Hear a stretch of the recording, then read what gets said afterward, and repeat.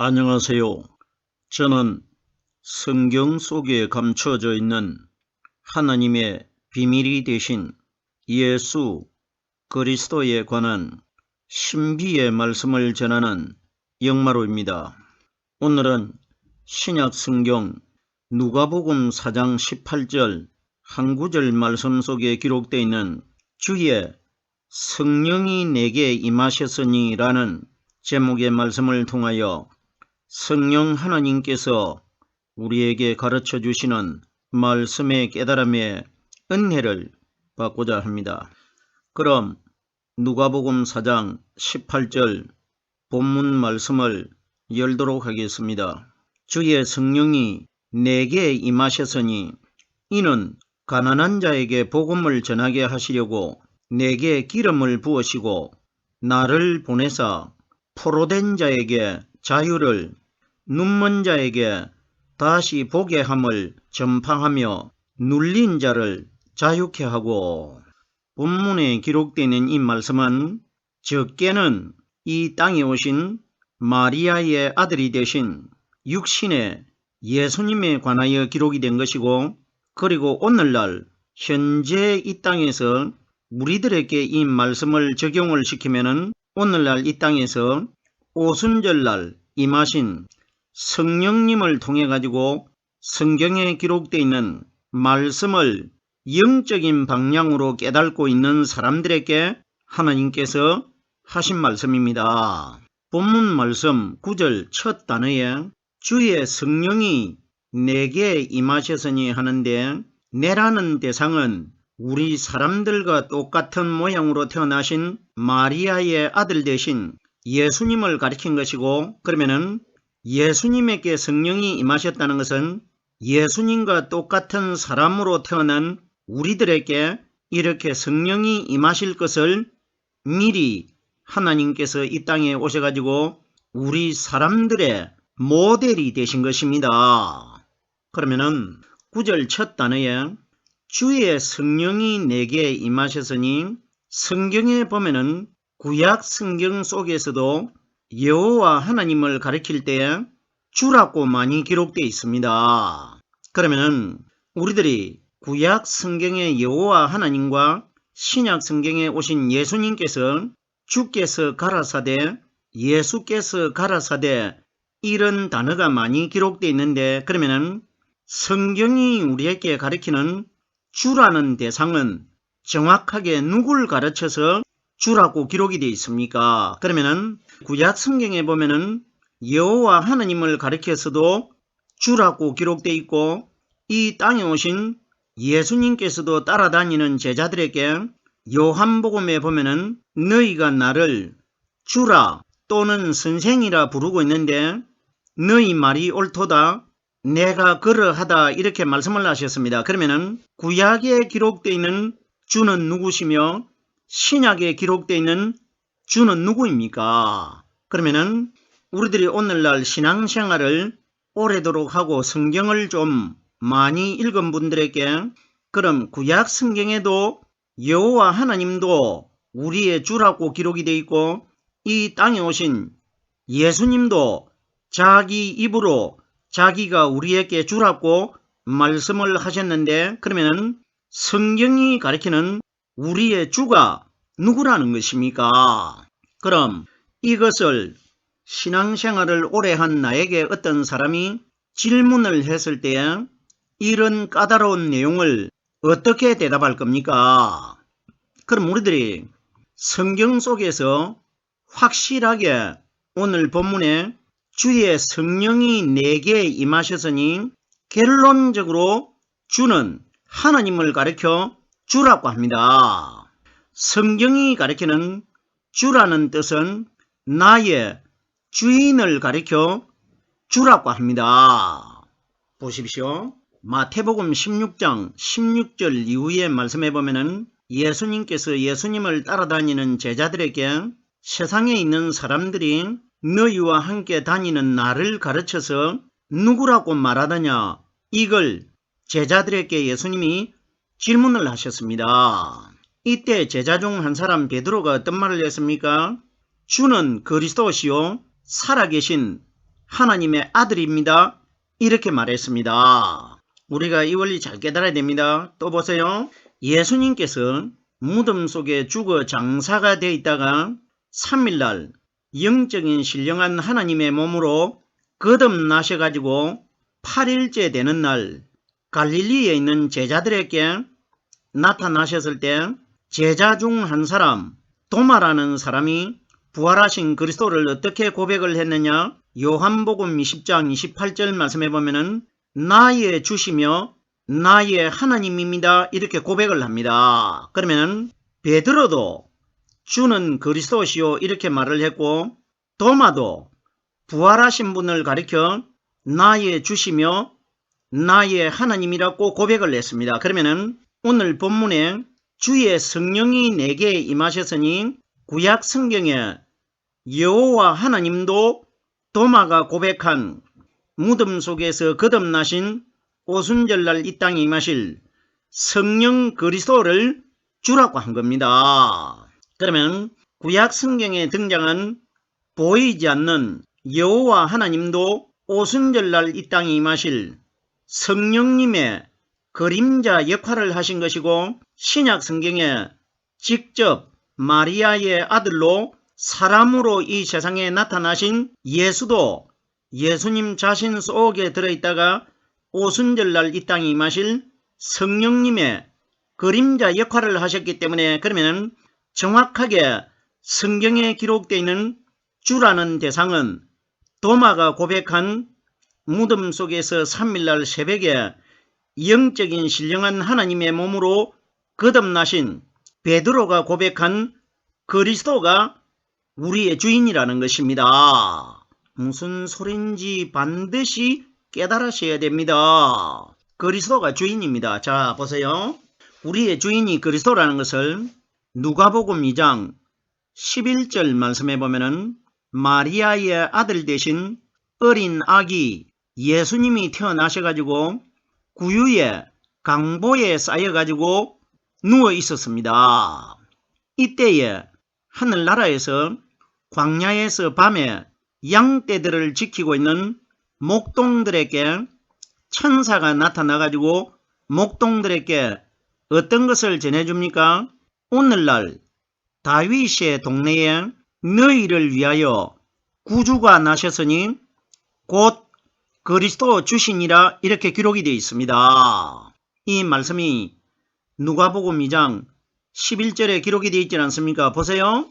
가브리엘 천사가 요셉이라는 사람에게 나타나가지고 마태복음 1장 21절에 아들을 낳으리니 이름을 예수라 하라고 분명히 가르쳐 주었는데 하늘나라에서 내려온 천사는 목동들에게 오늘날 다윗의 동네라는 것은 어린 아기 예수님이 태어나신 곳이 다윗의 동네가 되는 베들레헴에서 태어났지 않습니까? 그러면 다윗의 동네에 너희를 위하여 구주가 나셨으니 곧 그리스도 주시니라 이렇게 기록이 되어 있으면 반드시 천사는 이름을 예수라고 하라고 했는데 우리를 위하는 분은 마리아의 아들이 되신 그림자가 되는 율법의 예수님이 우리를 위하는 분이 아니시고 우리를 위하는 구주가 나셨다는 것은 곧 그리스도 주시니라 하는 것은 우리의 주인은 마리아의 아들이 되신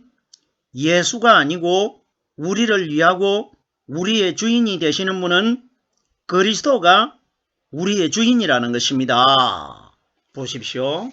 성경에 보면은 예수님 자신을 가리켜 주인이 이 세상을 떠나가지고 하늘나라로 간다고 기록되어 있고 포도원 주인이라고도 기록되어 있는데 그 주인이 눈에 보이는 우리와 똑같은 육신의 마리아의 아들 대신 예수를 가르쳐 우리의 주인으로 비유한 것이 아니고 예수님이 말씀하시는 주인은 예수님 마음 안에 들어 계시는 성령 하나님은 바로 말씀 아닙니까?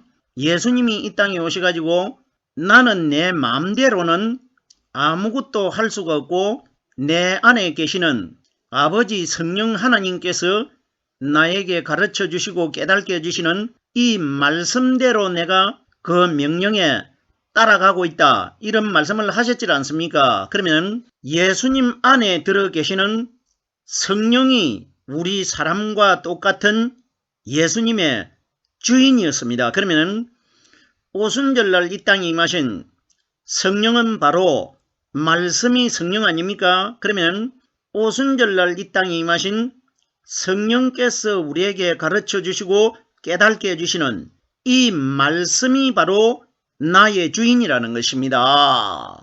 보십시오. 창세기 3장에 보면은 하나님께서 아담과 하와에게 어떤 말씀을 하셨습니까? 너는 남편을 사모하게 되고 남편은 너를 다스릴 것이라 이렇게 기록이 되어 있습니다.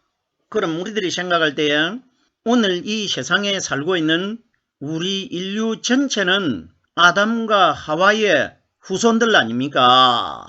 그럼 오늘날 우리 시대에 이 말씀을 적용을 시켜보면은 오늘날 여자분들이 남편을 사모하고 살고 그리고 남편이 일방적으로 여자를 다스리는 사람 잘 있습니까? 오늘날 우리 시대에 이 말씀을 적용을 시켜보면은 요즘은 여자분들이 대체적으로 남자를 다스리고 살지 않습니까? 그런데 보세요. 그럼 현실적으로 우리 사람들과 맞지도 않는 내용을 하나님이 성경에 기록하시겠습니까? 그러면 이 내용이 남자와 여자로 비교를 해가지고 깨달으면 현실과는 맞지 않는 이야기인데 이 내용을 우리들은 신부라고 하고 우리 신앙인들을 아내로 비유하지 않습니까? 그러면은 장차 아내가 될 우리들과 우리의 남편이 되실 오순절날 이 땅에 임하신 마지막 세상을 심판하러 오시는 성령님이 우리의 남편 아닙니까? 그러면은 너는 남편을 사모하게 된다. 결론적으로 남편은 성경에 기록되어 있는 이 말씀이 마지막 날 우리의 남편이 되질 않습니까? 그러면은 너는 하는 대상은 여자를 가리키기 때문에 여자는 오늘날 하나님을 믿는 우리 신앙인들을 여자라고 하고 하나님의 아내로 비유하기 때문에 그럼 너는 남편을 사모한다는 것은 오순절날 영적인 나의 남편이 되신 성령의 말씀이 내 마음 안에 들어오면은 말씀이 매일 연속적으로 끊임없이 깨달아지기 때문에 말씀을 사랑하고 말씀이 깨달아지는 원리가 내가 남편을 사모하게 되는 겁니다. 왜? 말씀이 나의 남편이 되기 때문에. 그러면 너는 남편을 사모하게 되고 남편은 너를 다스릴 것이라는 것은 이 세상에 있는 남자가 여자를 다스린다는 뜻이 아니고 오순절날 이 땅에 임하신 성령의 말씀이 신부가 되는 우리의 남편이 되질 않습니까? 그러면 내 마음 안에 들어오신 성령의 말씀이 나에게 매일 말씀을 깨닫게 해주시기 때문에 아내가 되는 내가 성령이 가르쳐 주시는 말씀을 따라가고 있습니다. 이것이 말씀이신 남편이 신부가 되는 나를 말씀으로 다스리고 있는 것입니다. 이런 원리가 기록된 것이지 우리들이 아담과 하와로 이 내용을 깨달아 보려면 우리들이 살고 있는 현실과는 요즘 세상과는 전혀 맞지 않는 내용 아닙니까? 그러면 성경에 남편은 아내를 다스린다고 기록되어 있는데 요즘 아내들이 남편에게 다스림받고 사는 사람이 있습니까? 없습니다. 이것이 현실과 우리들과 맞지 않다는 것은 우리들이 알고 있는 남편과 여자, 아내와의 관계 사건이 아니고 오순절날 이 땅에 임하신 성령이 우리에게 가르쳐 주시는 말씀은 우리의 남편의 대상이고 말씀으로 다스림을 받고 인도를 받고 있는 우리들은 신부의 대상이라는 것입니다. 자, 제가 주라는 단어에 관하여 설명을 드리고 있는데 우리의 주인은 예수님이 아니시고 예수님 마음 안에 들어 계시는 성령 그리스도가 우리의 주인이라는 것을 도마도 고백을 했고 베드로도 고백을 했습니다. 그러면은 도마와 베드로는 공통점이 뭡니까? 예수님을 믿고 예수님을 추종하는 제자입니다. 그러면은 오늘날 우리 시대에 도마와 베드로와 같은 입장이 되어 있는 사람들이 누구냐?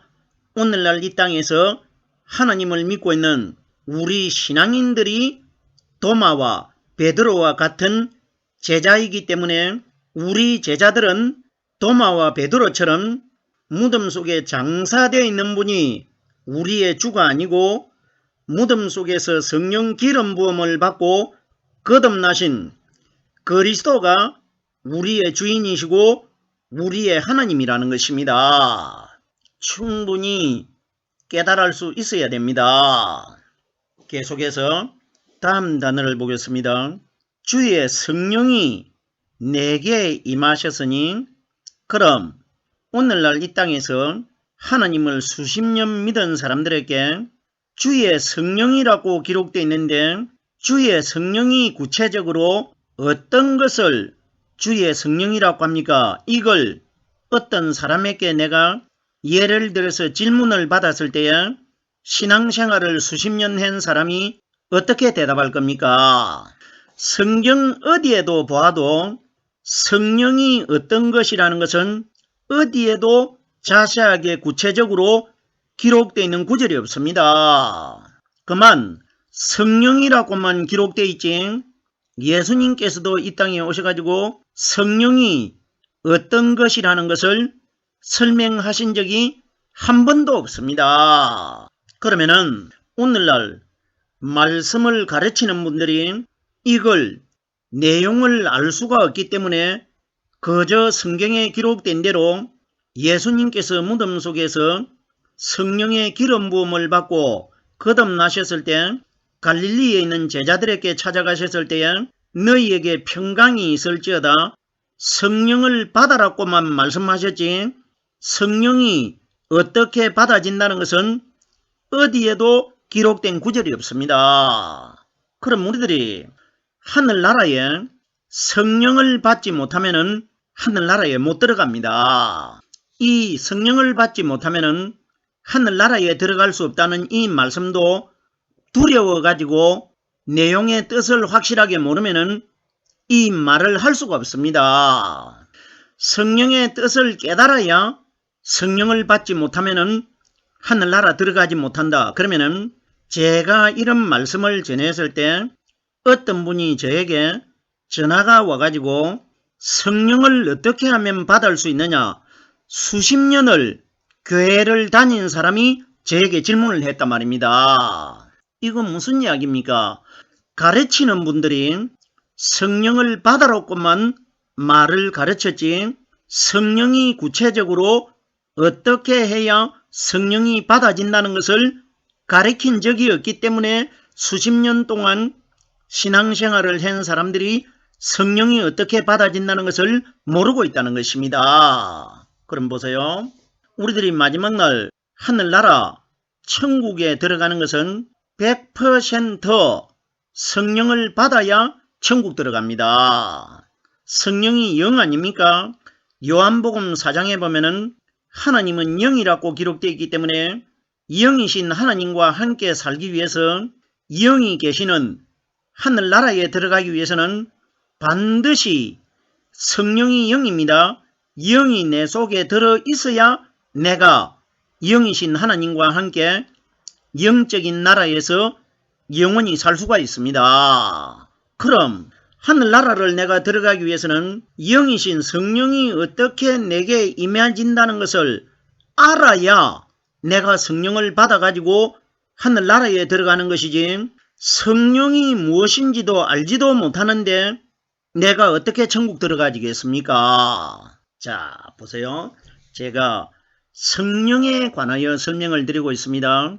결론적으로 한마디로 요약을 하면은 성령은 바로 성경에 기록되어 있는 이 성경 말씀이 오순절날 이 땅에 임하신 성령님은 이 세상에 오신 목적이 오직 단 한 가지 예수님 마음 안에 들어 계셨던 성령의 말씀이 오순절날 이 세상에 우리 마음 안에 들어오시기 위하여 이 세상에 오셨지 않습니까? 그러면 성령이 이 땅에 오신 목적은 오직 단 한 가지 우리들에게 말씀을 가르쳐 주시고 말씀을 깨닫게 해주시기 위하여 이 세상에 오셨습니다. 그러면 성령이 단 한 가지 말씀을 가르쳐 주기 위하여 오셨다는 것은 말씀이 성령이고 성령이 말씀이라는 것입니다. 무슨 소린지 깨달아지셔야 됩니다. 그러면 예수님 마음 안에 정확하게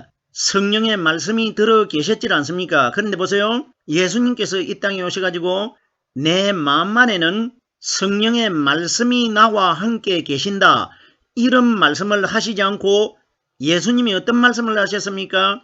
요한복음에 보면은 내 안에는 아버지 하나님께서 계신다는 말씀을 여러 번 해주셨습니다. 그러면 하나님이 내 안에 계신다고 한 것은 요한복음 1장 1절에 이 말씀은 곧 하나님이시라. 그러면 하나님이 성령이고 말씀이 하나님이고 하나님이 성령이라는 것입니다. 무슨 소리인지 깨달아지셔야 됩니다.